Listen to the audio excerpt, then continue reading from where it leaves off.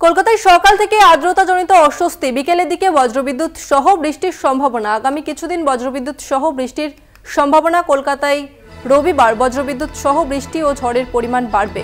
এই মুহূর্তে রয়েছে আমাদের প্রতিনিধি শাশ্বতী রায়। শাশ্বতী, আবহাওয়া দপ্তর সূত্রে কি খবর পাওয়া যাচ্ছে, বৃষ্টির সম্ভাবনা কবে থেকে?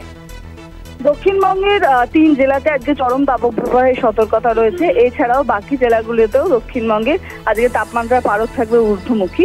কলকাতার ক্ষেত্রে আর্দ্রতাজনিত অস্বস্তি জারি রয়েছে এবং বিকেলের পর থেকে বিক্ষিপ্তভাবে রাজ্যের বিভিন্ন প্রান্তে দক্ষিণবঙ্গের বিক্ষিপ্ত বৃষ্টির সম্ভাবনা, সঙ্গে ঝোড়ো দমকা হাওয়া বড় সম্ভাবনার কথা জানাচ্ছে আলিপুর আবহাওয়া দপ্তর। কিন্তু উত্তরবঙ্গের ক্ষেত্রে প্রবল বৃষ্টির সম্ভাবনা রয়েছে এবং এই বৃষ্টি জারি থাকবে 17 তারিখ পর্যন্ত। উত্তরবঙ্গের উপরের 5টি জেলাতে আজকে জারি রয়েছে সতর্কতা এবং বিশেষত আলিপুরদুয়ার এবং কালিম্পং এই 2 জেলাতে জারি রয়েছে লাল সতর্কতা।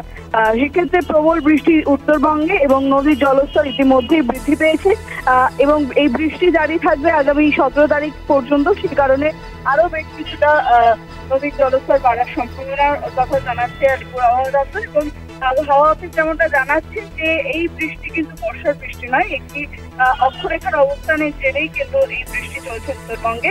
সেক্ষেত্রে বর্ষার বৃষ্টি শুরু হওয়ার আগে প্রাক বর্ষার বৃষ্টি আগামী 16 তারিখ থেকে রাজ্যের বিভিন্ন প্রান্তে শুরু হবে বলে জানাচ্ছে হাওয়া অফিস।